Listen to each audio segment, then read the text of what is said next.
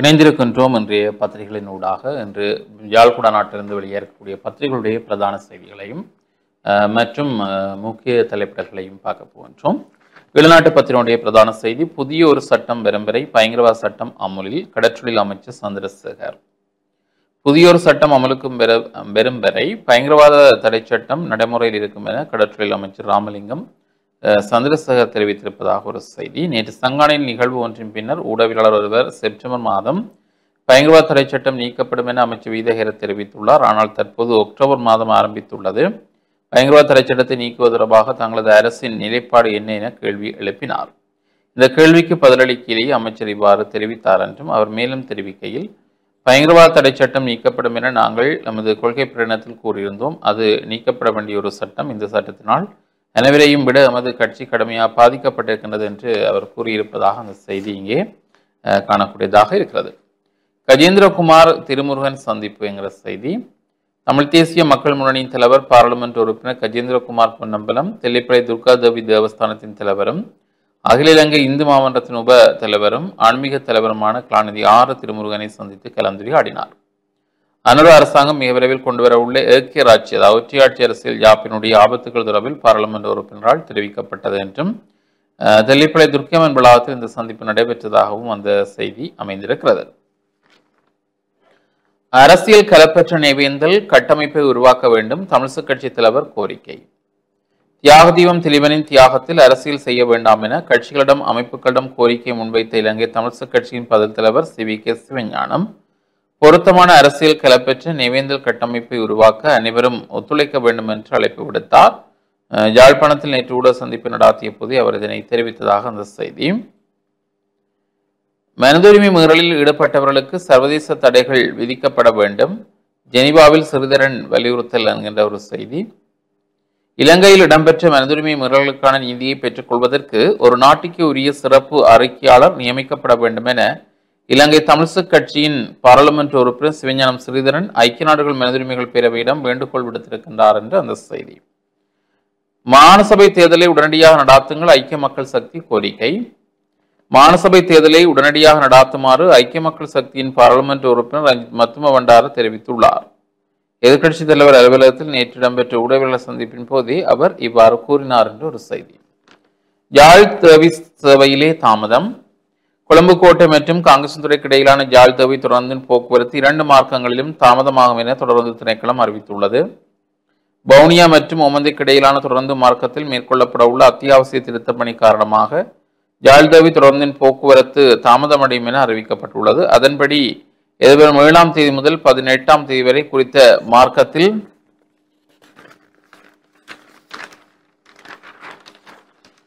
சேவையில் ஈடுபடும் யாழ்தேவி தொடர்ந்து தாமதமாகும் என திணைக்களம் அறிவித்துள்ளது என்றும், அதற்கமைய கொழும்பு கோட்டையில் இருந்து காலை 6:40க்கு புறப்படும் குறித்த தொடர்ந்து முற்பகல் 11:35 வவுனியா சென்றடைவதுடன் வவுனியா தொடர்ந்து நிலையத்தில் சுமார் 2 மணித்தியாலங்களுக்கும் 40 நிமிடங்களும் நிறுத்தி வைக்கப்படும். பின்னர் குறித்த தொடர்ந்து பிற்பகல் 2:15க்கு வவுனியாவிலிருந்து காங்கேசன்துறை நோக்கி புறப்படும் என அறிவிக்கப்பட்டுள்ளது. இதற்கிடையில் யாழ்தேவி 4078 என்ற கடுகதி தொடர்ந்து குறித்த காலப்பகுதியில் 30 நிமிடங்கள் தாமதமாகி வழக்கமான நேரத்துக்கு பதிலாக முற்பகல் 11 மணிக்கு காங்கேசன்துறையில் இருந்து கோட்டை நோக்கி தனது பயணத்தை ஆரம்பிக்கும் என்றும் சொல்லப்பட்டிருப்பதாக அந்த செய்தி காணப்படுகிறது.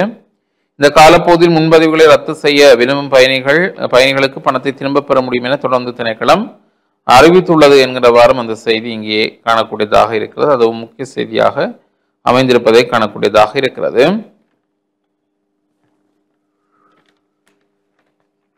தொடர்ச்சியாக பார்க்கின்ற பொழுது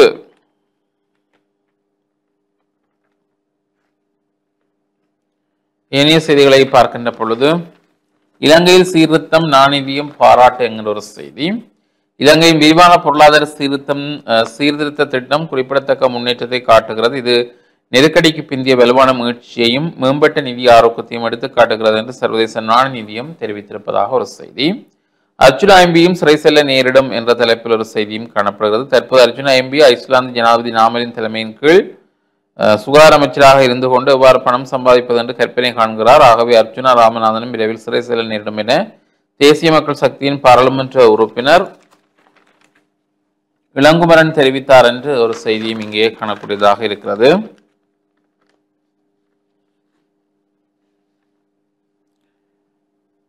மாகாண தேர்தல் வேண்டுமானால் புதிய எல்லை நிர்ணயம் அவசியம், தேர்தல்கள் ஆணைக்குழு வலியுறுத்து என்று இங்கே கூறப்பட்டிருப்பதாக அந்த செய்தியும் காணக்கூடியதாக இருக்கிறது.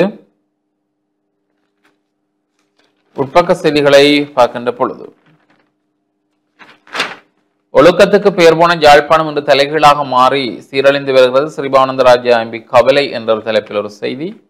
இயக்கச்சியில் குண்டுகள், கிளிநொச்சி இயக்கச்சியில் உள்ள தனியார் காணியில் வெடிக்காத நிலையில் குண்டுகள் நேற்று கண்டுபிடிக்கப்பட்டதாக ஒரு செய்தி. அரியாயில் குப்பை மேடை எதிர்த்து அக்டோபர் 8 போராட்டம், சர்வதேச நல்லொழுக்க தினத்தை முன்னிட்டு உலர்நோவு பொதிகள் வழங்கிய அமைச்சர் என்ற தலைப்பிலும் ஒரு செய்தி. கலாசார உருவகத்துடன் ஆரம்பமான யாழ் மாவட்ட பண்பாட்டு பெருவிழா என்கிற தலைப்புகளில் அந்த படங்களுடன் கூடிய செய்தி இங்கே அவதானிக்கக்கூடியதாக இருக்கிறது.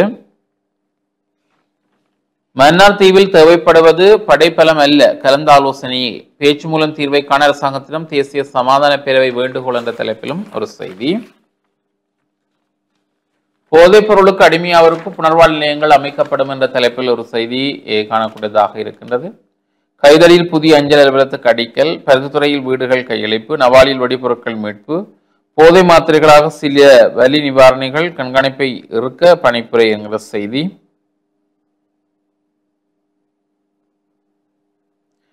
இலங்கையிலிருந்து இந்தியாவுக்கு எரிசக்தி அமைச்சர் குழு கலந்துரையாடல் என்கிற செய்தி. வழங்கிய வாக்குறுதிகளை நிறைவேற்றாத அரசாங்கம் ஐக்கிய மக்கள் சக்தி கூறியதாக ஒரு செய்தி. மாணவியின் ஒளிப்படத்தை எடிட் செய்த இளைஞர் கைது, வடமேற்கு மாகாண கண்ணை குற்றப்புலனாய்வு பிரிவினர் அவரை கைது செய்திருக்கிறார்கள் என்ற ஒரு செய்தி. வீதியை விட்டு விலகிய வேன் மரத்துடன் மோதிய விபத்தில் இளைஞர் ஒருவர் உயிரிழந்ததாகவும் ஐவர் காயமடைந்திருப்பதாகவும் ஒரு செய்தி. தடுத்து வைக்கப்படும் சிறார் எண்ணிக்கை குறைவடைந்தது, சிறுவர் தடுப்பு மையங்களில் உள்ள சிறுவர்களின் எண்ணிக்கை தற்போது குறைவடைந்துள்ளது என்று நன்னடத்தை மற்றும் சிறுவர் பராமரிப்பு சேவைகள் திணைக்களம் தெரிவித்துள்ளது. எனினும் மேல் மாகாணத்தில் அதிகளவான சிறுவர்கள் நன்னடத்தை நிலையங்களில் தடுத்து வைக்கப்பட்டுள்ளனர் என்று அந்த திணைக்களத்தின் உதவி ஆணையாளர் தெரிவித்துள்ளார். மேல் மாகாணத்தில் அதிகளவான சிறுவர் பராமரிப்பில் மையங்கள் உள்ளதனால் அங்கு அதிகளவான சிறுவர்கள் உள்ளனர். தற்போது சுமார் 9000 சிறுவர்கள் தடுப்பு மையங்களில் பராமரிக்கப்படுகின்றனர் என்று தெரிவிக்கப்பட்டதாக அந்த செய்தி. தங்காலை போதைப் பொருட்கள் இதுவரை 7 சந்தேக நபர்கள் கைது, வீதியில் கைவிடப்பட்ட பெண் குழந்தை மீட்பு, கடவுச்சீட்டை பெற மோசடி செய்த இலங்கையர் மலேசியாவில் கைது, இலகுபடுத்தப்பட்ட பெறுமதி சேர் வரியை ரத்து செய்ய வேண்டாம் சைத் பிரேமதாச தெரிவிப்பு, அதிக சுற்றுலாவிகள் செப்டம்பரில் வருகை போன்ற செய்திகளும் ஈழநாட்டினுடைய உட்பக்கத்திலேயே காணப்படுகிறது.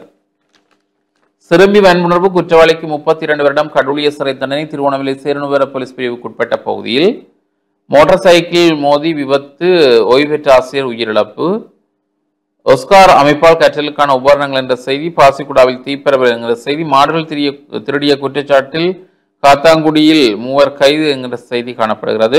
அதிபரை இடமாற்ற கோரி மாணவர்கள் ஆர்ப்பாட்டம் என்கிற ஒரு செய்தி.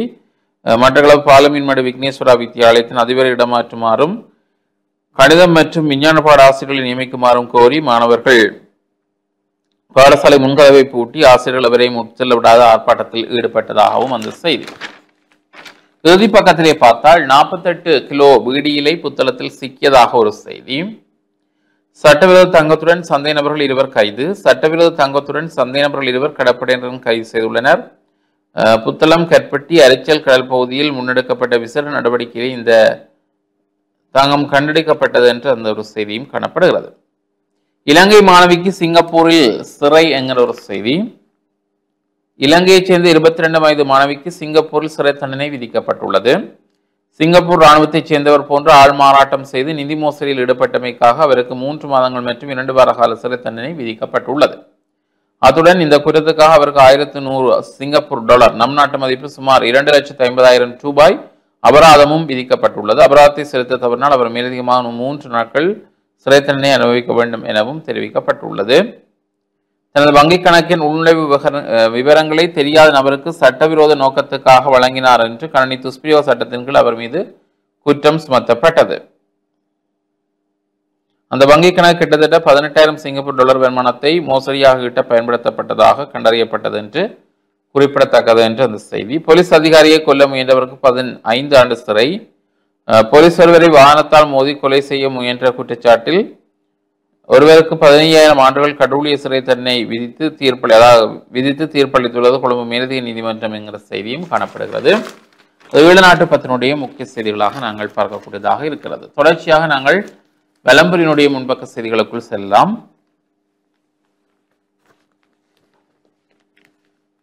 இனப்பிரச்சினைக்கு அரசியல் தீர்வு கட்டாயம், வாக்குறுதிகளை நிச்சயம் நிறைவேற்றுவோம், ஜேவிபியின் பொதுச் செயலாளர் டில்வின் சில்வா. இது இன்றைய பிரதான செய்தி வலம்புரியிலே. இனப்பிரச்சினைக்கு அரசியல் தீர்வு கட்டாயம் வழங்கப்படும், கொடுக்கப்பட்ட வாக்குறுதிகளை நிச்சயம் நிறைவேற்றப்படும் என ஜேவிபியின் பொதுச் செயலாளர் டில்வின் சில்வா தெரிவித்திருப்பதாக அந்த செய்தி. முல்லைத்தீவில் இளைஞன் மீது வாழ்வெட்டு. முல்லைத்தீவில் இளைஞன் ஒருவர் மீது வாழ்வெட்டு தாக்குதல் நேற்று முன்தினம் இடம்பெற்றுள்ளது. இதில்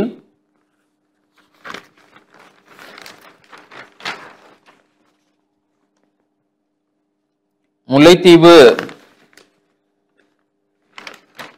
முத்தியங்காட்டு விநாயகபுரம் பகுதியைச் சேர்ந்த 25 வயதுடைய இளைஞனை வாழ்வெட்டில் படுகாயமடைந்த நிலையில் முல்லைத்தீவு மாவட்ட வைத்தியசாலையில் அனுமதிக்கப்பட்டு மேலதிக சிகிச்சைக்காக யாழ் போதனா வைத்தியசாலைக்கு மாற்றப்பட்டிருக்கிறார் என்கிறவாறு அந்த செய்தி.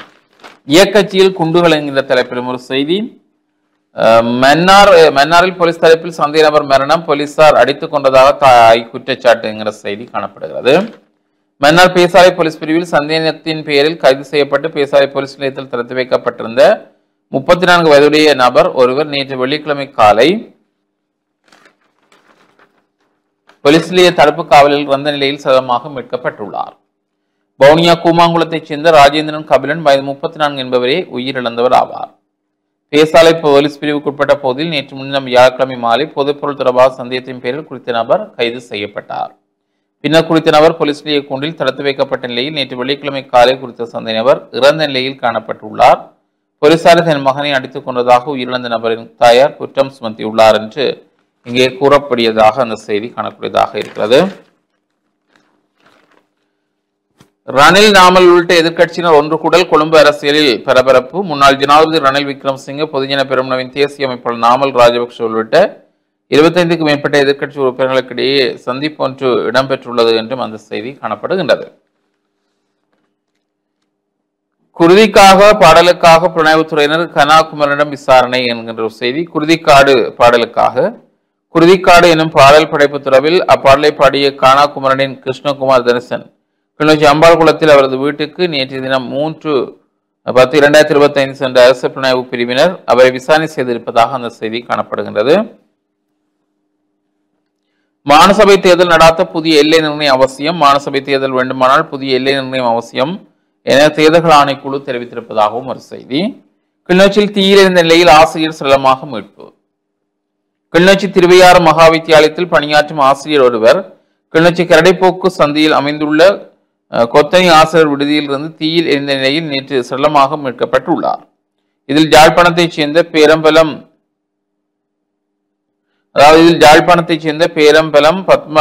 பரந்தாமன் வயது 48 என்பவரே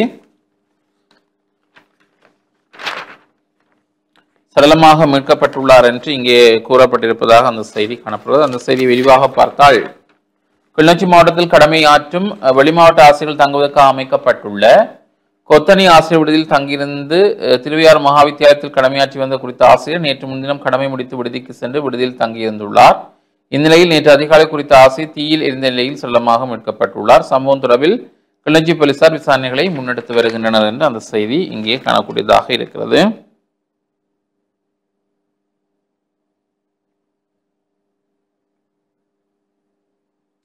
இவைதான் இன்றைய விளம்பரனுடைய முன்பக்கங்களிலே இருக்கக்கூடிய முக்கிய செய்திகள். உட்பக்க செய்திகளை பார்த்தால், காற்றாலை போராட்டத்துக்கு பின்னால் அரசியல்வாதிகள், கடற்துறை அமைச்சர் சந்திரசேகர் என்ற தலைப்பில் ஒரு செய்தியும் இங்கே காணக்கூடியதாக இருக்கிறது. அடுத்த ஏனைய செய்திகளை நாங்கள் பார்க்கின்ற பொழுது,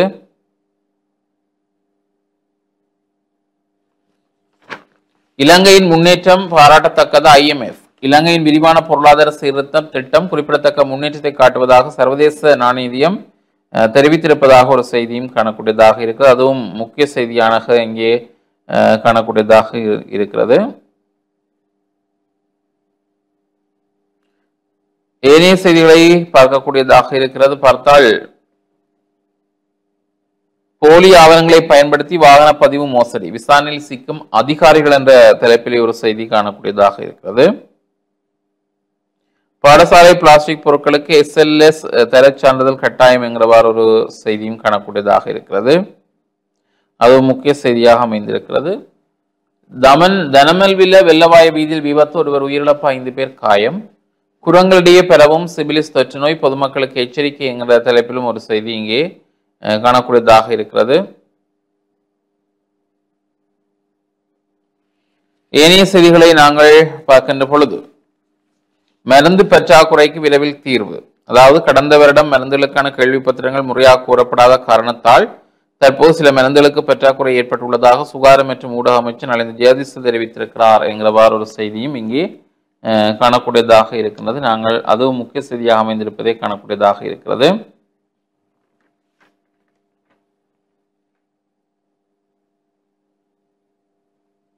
ஏனைய செய்திகளை நாங்கள் பார்க்கின்ற பொழுது மாபெரும் உதைபந்தாட்ட இறுதிப் போட்டியில் அல்லைப்பட்டி சென்ட் பிலிப்ஸ் சாம்பியன் என்ற தலைப்பில் ஒரு செய்தி. 300 கோல்கள் புதிய வரலாறு படைத்த ஜெர்மனி வீரர் முல்லர் என்ற ஒரு செய்தியும் காணப்படுகின்றது. 299 மில்லியன் ரூபாய் செலவில் புனரமைக்கப்பட உள்ள குறிகட்டுவான இறங்குத்துறை பல்லை முனியப்பர் ஆலயத்துக்கு அருகில் பசுமை எழுச்சி திட்டம் என்கிற ஒரு தலைப்பிலும் ஒரு செய்தி காணப்படுகிறது. அது முக்கிய செய்தியாக இங்கே நாங்கள் காணக்கூடியதாக இருக்கின்றது.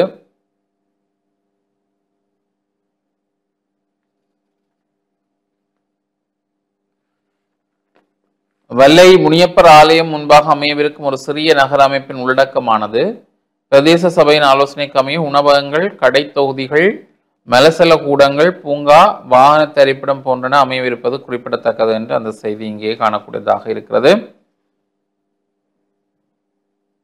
ஏனைய செய்திகளை நாங்கள் பார்க்கின்ற பொழுது 35வது தேசிய இளைஞர்கள் விளையாட்டுப் போட்டியின் யாழ் மாவட்ட போட்டிகள் இன்று என்ற தலைப்பில் ஒரு செய்தி. கிளிநொச்சி மாவட்ட சேலத்தில் உலக குடியிருப்பு தின நிகழ்வு, கரைச்சி பிரதேச சபை பொது நூலகத்தின் புத்தக கண்காட்சி போன்ற செய்திகளும், கிளிநொச்சி முகமாலை பகுதியில் வெடிகுண்டுகள் மீட்பு என்ற செய்தியும் காணப்படுகிறது. நிலம் இருந்தும் வளம் இல்லாதோர் வளம் பெற வழிவகை என்ற தலைப்பில் ஒரு செய்தி காணக்கூடியதாக இருக்கிறது. உலக செய்திகள் பக்கத்தை பார்த்தால் பாகிஸ்தானில் அரசுக்கு எதிரான போராட்டம் தீவிரம், 12 பேர் உயிரிழப்பு. இஸ்ரேலின் வான் தாக்குதலில் காசாவில் 53 பேர் உயிரிழப்பு, ட்ரம்பின் திட்டத்துக்கு சிக்கல் என்ற தலைப்பிலும் ஒரு செய்தி இடம் பிடித்திருப்பதை அவதானிக்கக்கூடியதாக இருக்கிறது. அது முக்கிய செய்தியாக இங்கே அமைந்திருக்கிறது. விஜய் கைது செய்யப்படுவார், தமிழக அரசின் அறிவிப்பால் பரபரப்பு என்கின்ற செய்தி. கரூர் துயர சம்பவத்தை விசாரித்து வரும் ஆணையம் பரிந்துரைத்தால் தமிழக வெற்றி கழக தலைவர் விஜய் கைது செய்யப்படுவார் என்று திமுக செய்தி தொடர்பாளர் DKS இளங்கோவன் தெரிவித்துள்ளமை பரபரப்பை ஏற்படுத்தியிருப்பதாகவும் ஒரு செய்தி இங்கே காணக்கூடியதாக இருக்கிறது. அத்துமீறிய ட்ரோன் ஊடுருவலால் ஜெர்மன் விமான சேவை பாதிப்பு என்கிற செய்தி. அழுத்தங்களுக்கு இந்தியா ஒருபோதும் அடிபணியாது ரஷ்ய ஜனாதிபதி தெரிவித்திருப்பதாக ஒரு செய்தியும் காணக்கூடியதாக இருக்கிறது.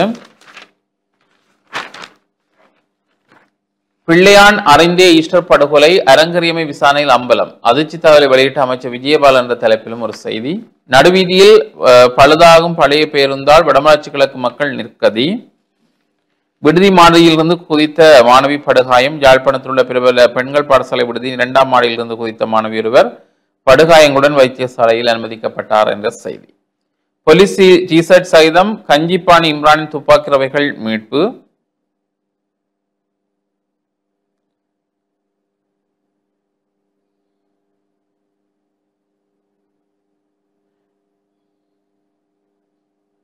கலைஞனின் குரல் மாதாந்த வெளியீடு என்கின்ற ஒரு செய்தியும் இங்கே காணக்கூடியதாக இருக்கிறது. இவை இன்றைய பலம்புரியினுடைய முக்கிய செய்திகளாக அமைந்திருப்பதை காணக்கூடியதாக இருக்கிறது. தொடர்ச்சியாக நாங்கள் தினக்குரலுடைய செய்திகளுக்குள் செல்லலாம்.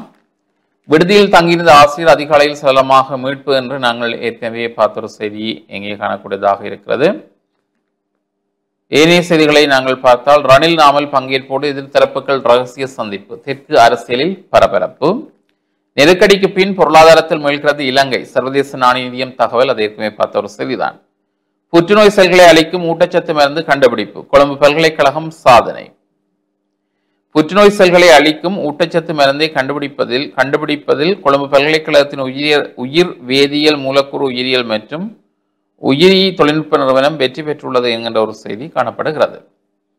கடற்படை உள்ள யுவதி பாலியல் துஷ்பிரயோகம், கடற்படை வீரருக்கு மறியல். புங்குடுதீவு கடற்படை முகாமில் பணியாற்றும் கடற்படை சிப்பாய் ஒருவர் அங்கு பணியாற்றிய கடற்படையை சேர்ந்த யுவதி ஒருவரை பாலியல் துஷ்பிரயோகத்துக்கு உள்ளாக்கிய குற்றச்சாட்டில் விளக்கமறியலில் வைக்கப்பட்டுள்ளார் என்கிற செய்தி. காதல் பிரச்சினை காரணமாக இளைஞன் மீது வாழ்வெட்டு, யுவதியும் அவரது சகோதரனும் கைது.